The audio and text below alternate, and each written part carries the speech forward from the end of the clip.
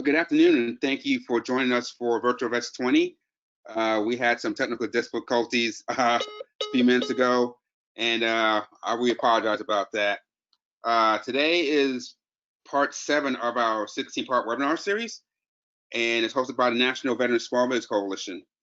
I'm Earl Morgan, the NVSBD Program Manager, and thank you, all of you for attending today.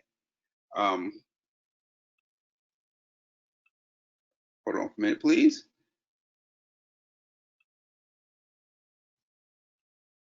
I hope you all can see the slides now. Okay, great. Again, thank you for our sponsors for making this webinar series possible. One time for this webinar is an hour, and if you have any questions, please type them in the text box on the screen. For a replay of this webinar and any of the presentations, please go to the NVSBC webpage and type in the URL you see on the screen.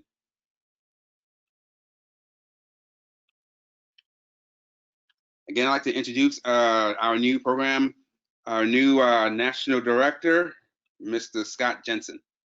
We're just having all sorts of computer issues today.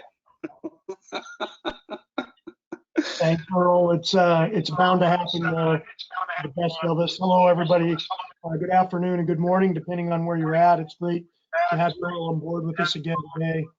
We have a great opportunity today to speak with Mr. Jimmy Smith, who is the Director of the Office of Small Business Programs at the Department of the Navy. Mr. Smith assumed the responsibilities in June of 2019, and he serves as a Chief Advisor to the Secretary on small business matters.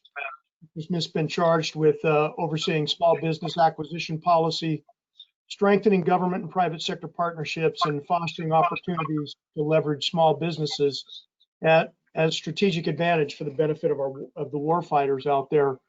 Mr. Smith has a long and distinguished career as an executive in the Department of Navy and the Department of Defense. We're very privileged to have him here with us today. And without further ado, Mr. Smith, thank you for being here, and I'll turn it over to you.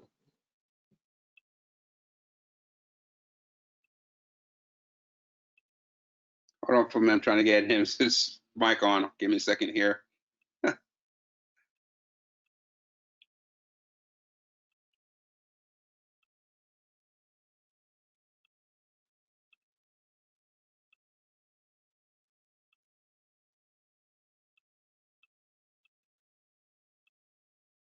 Mr. Smith, can you speak? I think I got your mic on.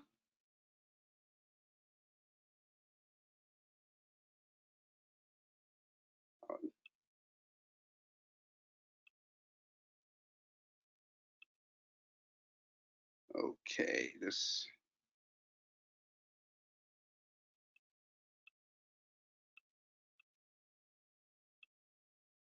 I think I got it. Mr. Smith, are you there? Okay, I'm here. Okay. Okay, let me get your slides up and running. Awesome. Scott, thanks for the introduction. I appreciate that.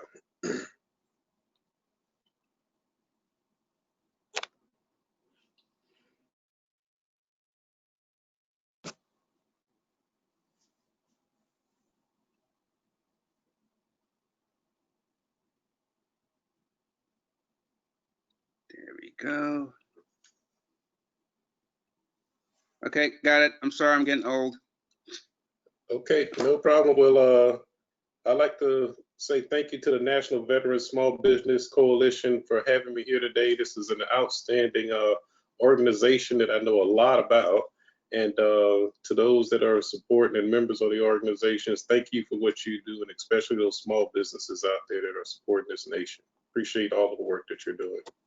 Hopefully this brief will spur some interest in doing business with the Department of the Navy, and look forward to any questions that you may have towards the end here as we go along. So let's go on to the next slide, please, Earl. Okay, so from a Department of the Navy standpoint, the Office of Small Business operates under the National Defense Strategy and the Business Operation Plan for the Department of the Navy. We are perfectly aligned with those two leading documents to support what we do in the mission focus that we have in the Office of Small Business. We're focused on people, providing capabilities that our warfighters need, and making sure that those processes that we have to execute under are the most efficient and most effective in order to get the work we need done. Next slide, please. The National Defense Industrial Association put out a report in 2020 that basically characterized the defense industrial base and gave us the grade of a C. That's not very exciting to be given a C in what we do in our line of work. And they identified some gap areas that we, as the Department of Defense and especially industry, we need some separate focuses on. And the gaps that are identified there on the left-hand side of the chart: innovation, production input, supply chain, and political and regulatory conditions are the 4 areas that they highlighted that we needed the most work in. And you'll see from this brief that we're asking our industry partners, especially small businesses, those that spur innovation, disruption, opportunities to make things better from a leap forward standpoint instead of just incremental small steps. We're looking for those advancements in what we do as part of our Department of Defense work. So from that, you see some mitigation strategies on the right-hand chart, but those are the areas that this evaluation determined we need to put some application and some focus on. Next slide. So right off the bat, I want to tell you how to do business with the Department of the Navy. Our long-range forecast, acquisition forecast, you can access it by way of the small business website. The address is on the slide there. If you go to pull down the tab for doing business with the Department of the Navy, the DON, you'll see long-range acquisition forecast.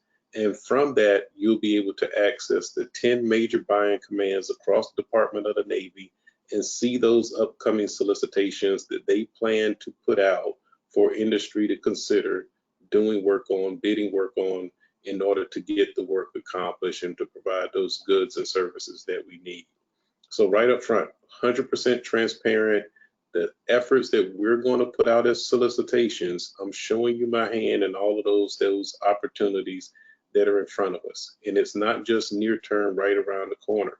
Last time I visited the page, I saw solicitations that are being planned for the year 2024, 2025 on that long range acquisition forecast. So you can start strategizing today and finding those industry partners that you may want to partner with, those business opportunities that you may want to go for, to seriously compete for, and put your capital of your business into and focus deliberately on those things that we need done and those opportunities that you can hopefully win as a prime.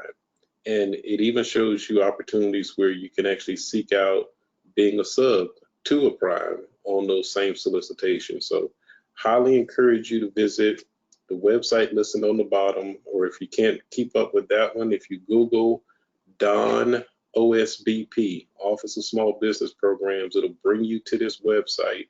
And the wealth of information that's provided on this website is tremendous, and it's a great benefit to our industry partners if you're seeking doing business with us. Next slide, please, Earl. So I'm going to walk through the 10 major buying commands that make up the Department of the Navy so that you can target your interests on those specific commands that you want to do business with, or the multiple commands that you may want to do business with. So starting right from the front, we'll go with the U.S. Marine Corps Installation and Logistics Command, headquartered in Northern Virginia, and that particular command provides the ground equipment that we need to support the infrastructure of Marines when they go forward deployed off into harm's way. Roads need to be built, buildings need to be built, the infrastructure laid down to support them in a manner that they're accustomed to is housed out of that opportunity, working for Marine Corps Installations and Logistics Command. Next one down on the list is Marine Corps Systems Command. Everything that a Marine needs as a warfighter, weapons, helmets, boots, uniforms, sensors, batteries, everything the Marine carries or the vehicles that carry them around are are centered out of the Marine Corps Systems Command, headquartered down in Quantico, Virginia. Next slide. I'm sorry, next one down on the list is our Naval Facilities Engineering Command. Go back one, Earl, sorry about that. Naval Facilities Engineering Command, NAVFAC. I'll back up one. There we go. Naval Facilities Engineering Command, they basically take care of the construction and living facilities, everything from barracks to cafeterias, the housing, the husbandry, all those things that we need in order to support the folks on base and around base kind of activities. Next one on the list is Strategic Systems Programs. This is headquartered in Washington, D.C. You're talking Trident, D5 nuclear missile, submarine launched nuclear missile, very high-end capability, a lot of technological opportunities in that organization, but you're really talking about the high-end fight there when you deal with that organization. Naval Supply Command. Naval Supply Command basically takes care of all of those major commodities that we need across the entire Navy. So if I need paints, adhesives, anything from a logistical standpoint, spare parts for my weapon systems, those we get from NAVSUP, or from a DoD level, we may get them from the Defense Logistics Agency. But these are basically the commodities, the things that get used up over time and they need to be replaced because they're worn out or refreshed. Next slide, please, Earl. Next one on the list is Military Sea Lift Command. We actually have a chartered Navy that supports our existing fleet. So when ships that are operating in a forward deployed area need to be replenished with either food, goods, services, have their trash offloaded, we actually have ships come up alongside our warfighting platforms and take care of those things so that our warfighting ships don't have to pull into port after port in order to unload and offload things that they're carrying or things that they don't need on board. So ocean transport, chartered services, helicopter services, lift, a lot of vertical lift capability sought for in that opportunity. Next major buying command on the list is our Naval Air Systems Command, NAV Air, headquartered down in Patuxent River, Maryland. Everything that's aviation comes out of this command. So if it flies, be it helicopter, fixed wing, drones, missiles, a lot of that capability comes 100% out of NAV Air. Next one on the list is Naval Information Warfare Systems. This is our IT and our communications. So shipboard electronics, shipboard communications, those high-end pieces of gear to enable us to be interoperable with the fleet and and our allies are housed out of Naval War, NAV War, and that's headquartered in San Diego, California. Next one on the list is the Office of Naval Research. Also, Naval Research is there primarily in the area of small businesses. We're talking SBIRs and STTRs. This is not necessarily an organization that you would go for today's fight. This is the next fight or the fight after that. They're working on providing capability 5 years, 10 years, 15 years down the road. So a lot of research and development, a lot of science and technology, discovery and invention kind of opportunities there. So not seeking solutions for today, but looking for opportunities to be game changers in the future. And last but not least on this list is the Naval Sea Systems Command. This command puts out our ships, submarines, aircraft carriers. They're responsible for the entire life cycle, design through disposal for those platforms. So maintenance, overhaul, design, construction, you name it. We need that life and body of work to exist for those platforms. Okay, so now that I've stopped through kind of all of the major buying commands that comprise the Department of the Navy, these are the folks and those websites that you see and those email addresses that you see listed there. Those are your entry points to getting into those individual commands. If you're not quite sure where your opportunity fits within the Navy, you can always contact my office and we can direct you to the right opportunity that's the best fit for what you do and the things that you provide. Okay, next slide, please. Mr. Morgan. All right, so I want to tell you how we've been doing in the area of small business awards based on the amount of money received and the percentages that go towards small businesses. And I only get credit for small businesses that serve as primes. I don't get any credit in these numbers with small businesses that serve as a sub to another prime. So as you can see, last year, 18.29% of the Navy's money, which equated to just shy of $16 billion, is what went to small businesses that served as primes. So we're very good about what we do. We meet all of our metrics. Those lines that you see on the chart are goals and objectives for us to achieve. We by far exceed what we're required to do in order to share the wealth with small businesses. For this year, FY20, we've already eclipsed $130 billion that we've sent across the Navy out to our industry partners for work to be done. And of that, about 15% of that $130 billion has gone directly to primes that are small businesses. So we're in the business of making sure that the work gets spread in a manner, but we're also looking for those opportunities to partner with small businesses to deliver capability we need, because the numbers really don't mean anything at the end of the day. At the end of the day, if I don't meet these metrics, nothing bad happens to me, nothing bad happens to the Navy. But we don't take these numbers as goals or requirements. We're here to do business and provide opportunity for the warfighter to get what they need and support those that also support the warfighter. That's our job number one. Meeting benchmarks don't impress me, don't impress my bosses, but giving people the capability they need when they need it is what does. Next slide, please. I think I'll go into some more details here about what we're doing across some of the other socioeconomic categories.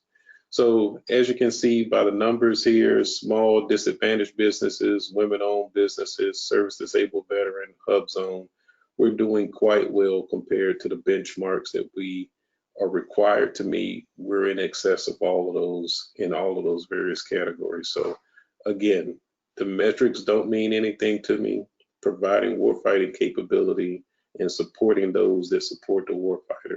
That's my job, and that's what we focus on first and foremost. And I would like to tell industry partners that are out there, when you approach the Navy and Marine Corps with opportunities to do business with us, a lot of people lead with their badges first. I'm a service-disabled, veteran-owned company, or I'm a hub zone company, or I'm a woman-owned small business. Lead with what you do. Don't lead with your badge of what got you in the room and the opportunities. And I know it's a great accomplishment to be given these badges in these various socioeconomic categories. But again, we're not in the business of making sure work goes down each of these various socioeconomic categories. We're in the business of providing warfighting capability to people who need it. And that's first and foremost. I can't tell you how many times I've been approached by industry partners, and the first thing they tell me is, I'm a small disadvantaged woman-owned, service veteran-owned, hub zone company. And I'm like, all right, that was a mouthful. What do you do? And then it's like, oh, yeah, let me tell you what we do. Lead with what you do, because that's what I'm most interested in, first and foremost. Okay, next slide. I'll get off of that soapbox. One of the things that I wanted to make sure I left with everyone was how to get in contact with us. We're on all of the social media platforms, so there is never a reason why you can't reach out to engage my organization with questions, informations about what you're doing, opportunities to partner with you and things that you do. Give me a capability sheet. Let me know what it is you do, because when we do market research to find out what industry partners are doing what, we need to make sure that we have your best interests and your up-to-date capability sheets in our possession, so that we can inform the program manager, we can inform the contracting officer of who has what capability out there and the opportunities that they can further with the Navy. So, and another thing that I will also stomp my feet on is those opportunities to respond for solicitations of interest. We put often those requests for information out to industry partners as to, hey, if we offer this kind of work, is there anybody interested in the small business world that may be interested in doing it? If you don't respond back to those solicitations that go out when we're requesting information regarding whether you're capable or not to go off and do some of the work we're trying to assign, we can go back to the large industry partners as a default. So don't miss the opportunity to tell us that you are interested in doing business with us and the capabilities that you bring. And with that, I believe I'm done with my slides. I've got a couple of backup slides on a couple of programs if we get into those, but I'm willing and ready to take questions from the audience if we have any.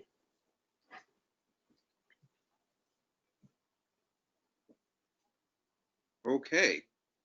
Any questions? I think we may have one that came into an email.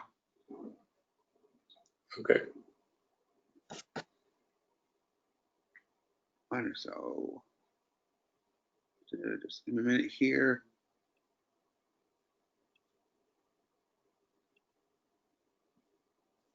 All right, Scott, go ahead.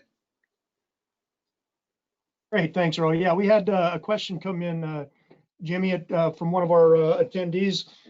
They're asking, they say the perennial small business question is how to get sponsored for a facility clearance. And most, if not all, of our veteran-owned small business owners have held or currently hold security clearances. What can your office do to help facilitate those types of needs for facility clearances? Absolutely. If there's an industry partner out there that has a problem or a challenge running the gauntlet for what it takes to get that facilities clearance, my office can help you. We have some of the best and brightest on the staff that can walk you through here the step-by-step procedures to go about getting that facilities clearance. But in order to get to work in that regard, it's almost like a chicken and egg kind of thing where you can't do business on certain contracts because you don't have a clearance to do so. In many cases, I would recommend that small businesses partner with larger industry partners to have that prime sub relationship in order to get in under the door for that kind of opportunity. Over. Great, thanks for that, Jimmy. We discussed security clearance as one of the other things. That's just one of a number of barriers to entry, particularly for small businesses, particularly those who might just be getting started. You mentioned in one of your earlier slides, this partnership of identifying and helping break down barriers to the entry. From your perspective, what do you see as some of the top barriers, and what have you seen as successful in breaking those down to help these small business operators get entry into some of these programs? Yeah, great question, Scott. Barriers to entry always seem to be the crux of what causes us the most consternation here. Getting to know the customer. If you aren't going through the front door of the small business office at each one of those 10 major buying commands to let them know what it is you do so that they can go off and be your advocate within the program offices that are looking for work, looking for opportunities, planning solicitations to go out, writing their acquisition strategies, you're missing an opportunity. The opportunity to work with an organization that's here for your benefit. I'm very serious here. We are literally paid to assist small businesses be successful. That's what our job is. And if you aren't coming to us to tell us what you can do and creating relationships with us so that we know who to target for, and when we hear about an opportunity that somebody's getting ready to put out, we want to be right there and rapid to say, I know a small business that can do that. And that can help alleviate some of your barriers to entries. But if I don't know you, if you don't know your customers, if you don't understand what we're looking for in a deliberate fashion, you may miss opportunities.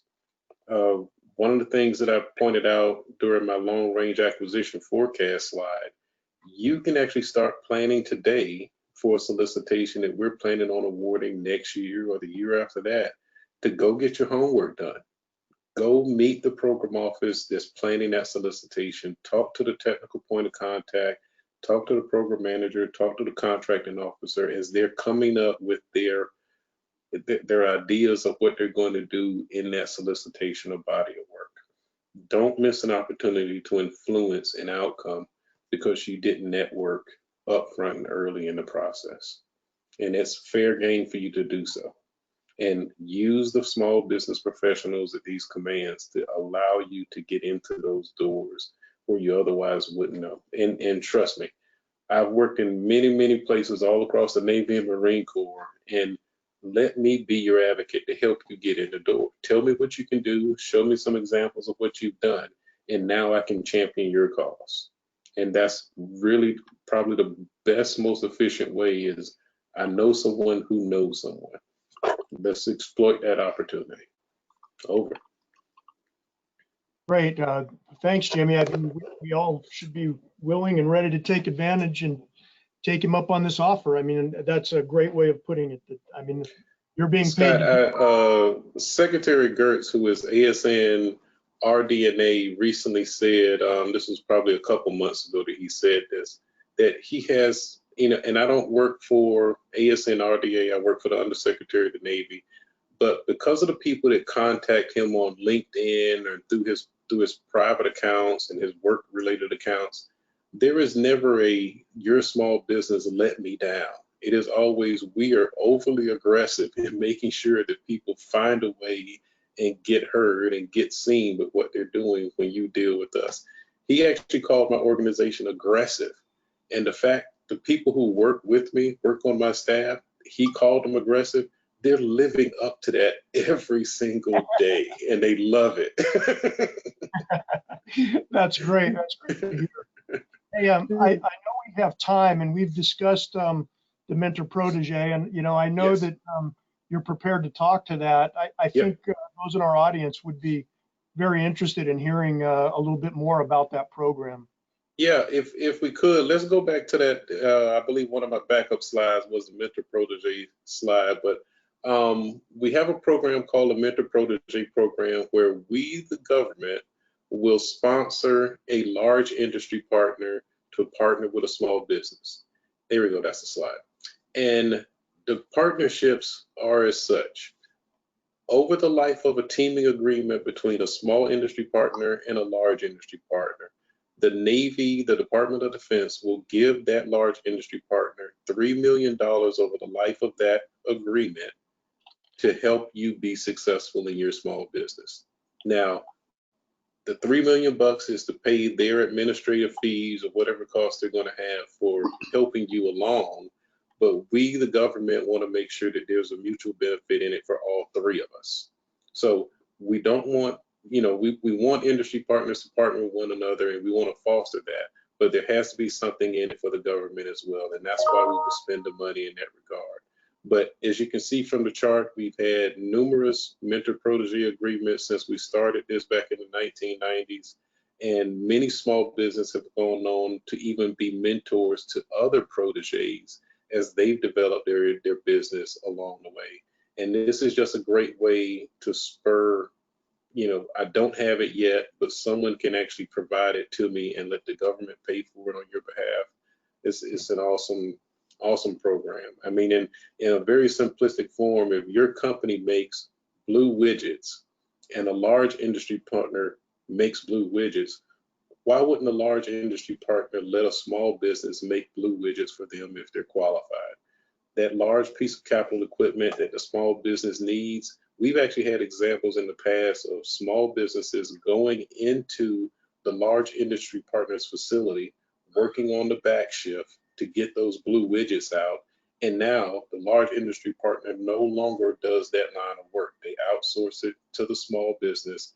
And oh, by the way, they're a trusted supplier of that industry partner. Mentor Protege also lends itself to training, industrial equipment, things that you need in order to help your business be successful. We're willing to pay for if there's a mutual benefit for all of us. And DOD, the Department of Defense, holds the money. The services basically compete against one another to spend that money on industry partners that we deem are appropriate for this opportunity.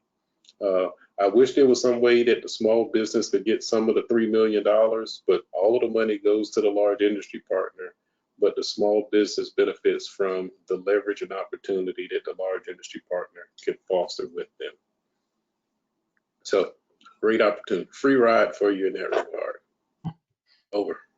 Thanks, Jimmy. We've got a couple more questions lining up from the audience here. I have a question. Where does the Navy post the requirements for medical equipment? The questioner hasn't seen much on beta.sam nor FBO in a few years. Okay, so there's a couple angles here regarding medical. The Bureau of Medicine, BUMED, or the DLA are basically doing our medical purchases for us. So you wouldn't find that in my 10 major buying commands. That's a separate part of the Navy.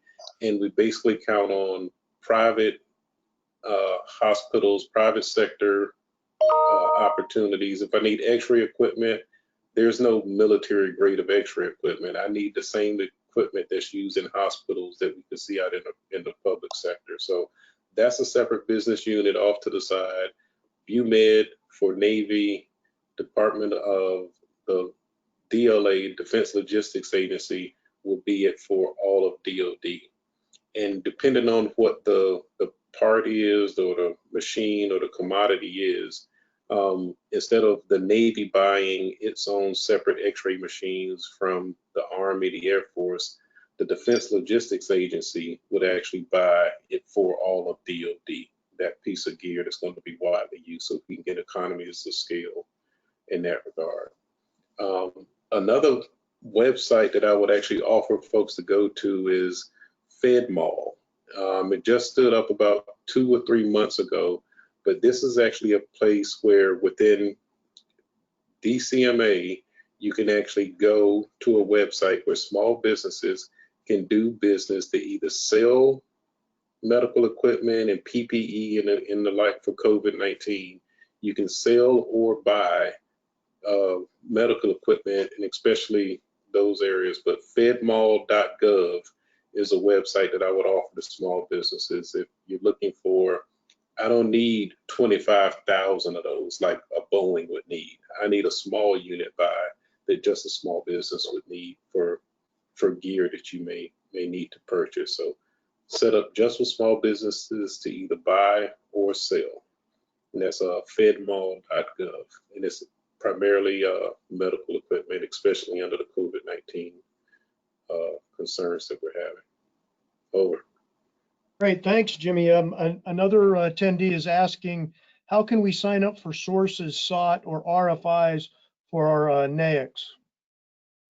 So sources sought, and that was what I was mentioning earlier, as far as opportunities to see what we're doing by way of business. Each major buying command puts them out. Go through the small business office at those major buying commands to get yourselves on the list for those solicitations when they go out. And you may actually not have to get all of them. You could actually tailor those things that you and your company may be interested in, instead of just getting a litany of overwhelming information that we put out. Because when you go look into our long range acquisition forecast, within that document, when I tried to manage it from a one-stop shopping opportunity where you could actually see all of the solicitations that were going to go out across the entire Department of the Navy, I had 89 Excel spreadsheets of information. I mean, and you know how small a row is on an Excel spreadsheet.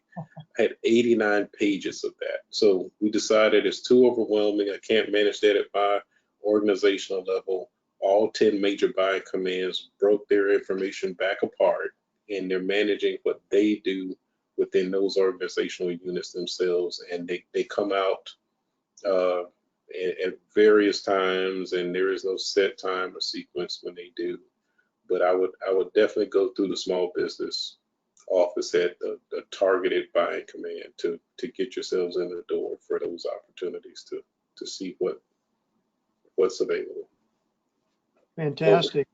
Thanks. I've got a follow-up from someone in the audience related to the security clearance question that we had earlier. Prime contractors have some of the same issues with small businesses. The costs associated with sponsoring a small business is a barrier. And just a question, is there anything that the Navy can do to provide to primes to support sponsoring clearances? And, you know, in that same vein, can you give us a sense of what the requirements are for those primes who are trying to, you know, what barriers do they have when it's supporting a small business with a clearance? Sure, and things are getting even tighter. I'm not sure if your audience is aware of the CMMC requirements that are coming down the pipe, but these are basically cyber maturity model certifications that you're going to have in order to do business with us. We've seen across the Department of Defense way too many opportunities for our adversaries to steal information away from second tier, third tier, fourth tier, fifth tier industry partners. If we have industry partners out there who really don't have a really good cyber hygiene support that backs up their business, you may not be doing business with us in the future, because I can't tell you how many times we get exfilled with information from our adversaries.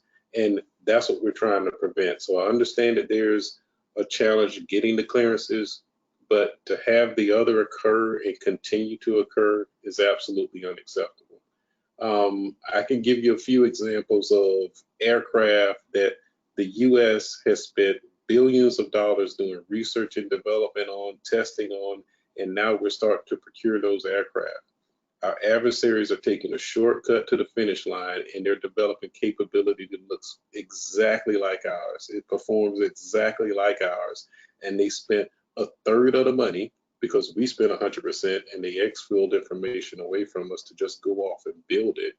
And they're getting those drawings, they're getting those specifications, they're getting all that information from not the primes, they're getting it from those flow down suppliers and supporters of that prime, is how they're exfilling all of this information. And it should be tragic to you as a taxpayer, as a US citizen, to know that someone's walking through the back door of one of your suppliers to steal information from you. So that's why it's so critically important that we head this off at the pass.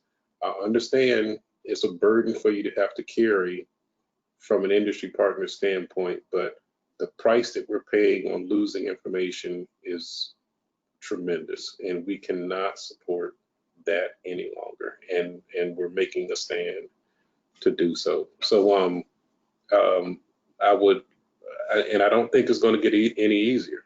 I think with the opportunity that our threats pose against us and the opportunities that they're using to steal right from underneath us, is unacceptable in the line of what we're doing. I mean, why go off and make all the investments if they're just going to steal them and then be on par with you with capability that they can put out at the same time or shortly thereafter, because they took a shortcut to the finish line. So getting through the facilities clearance process, it's a torturous one, and it's purposely hard because it's a challenge for you to do business in this way with us. But not all work requires facilities clearance. And some of the unclassified things that we do, and some of the things that we're doing with our larger industry partners is, yes, I gave the large industry partner something classified, but the thing that you may be building for us doesn't need to have those security clearances float down to you, because we can separate things out such in a manner that you aren't going to compromise the full conglomeration of that information if you're just given a derivative of it. So those are things that we're doing with our industry partners to make sure that they don't need to flow down everything. But if you break apart a system and I just need 4 wheels, the 4 wheels aren't classified.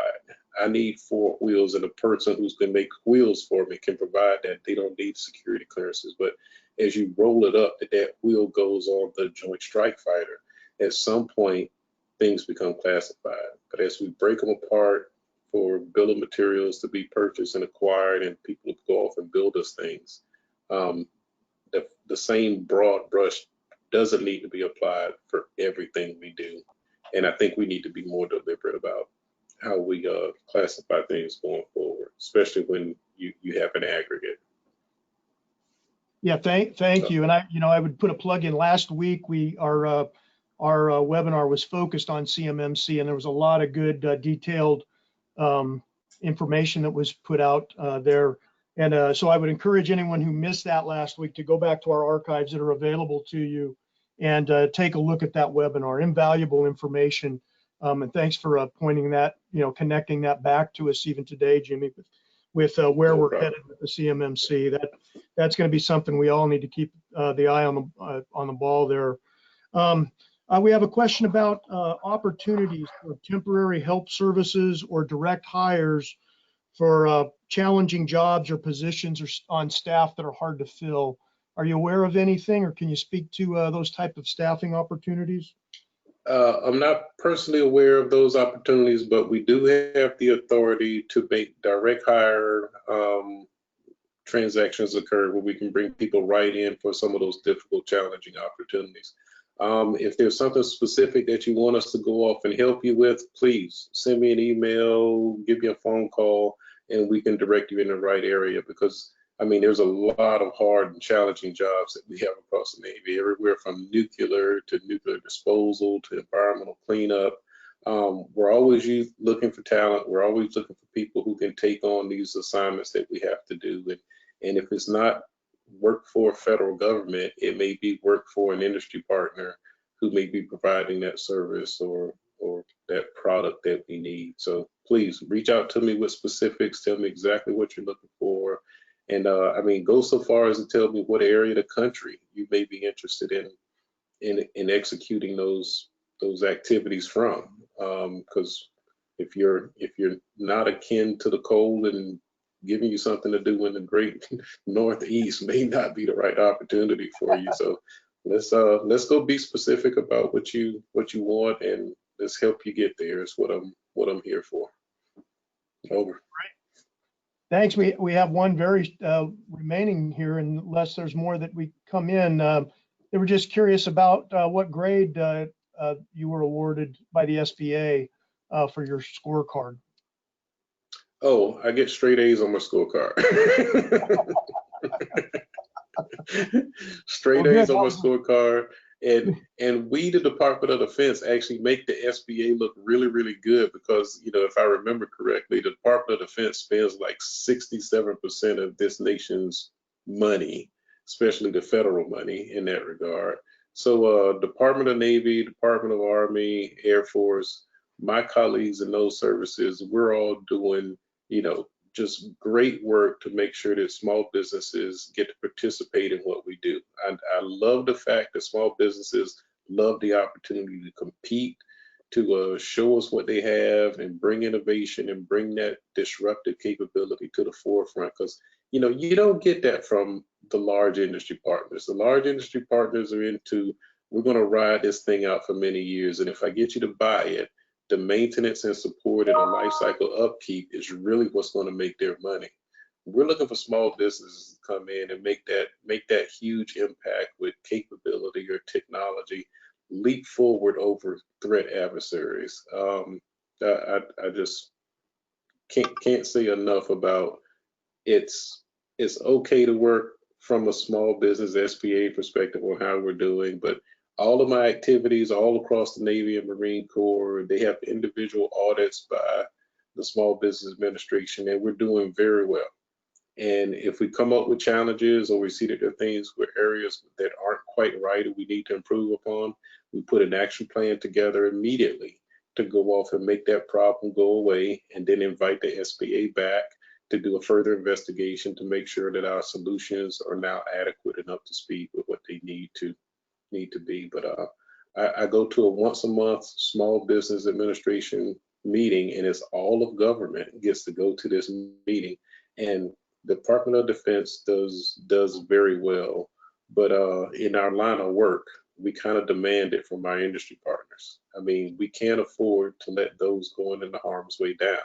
So we really need everything that supports that to be, on par, if not exceeding par, when it comes to how we do business.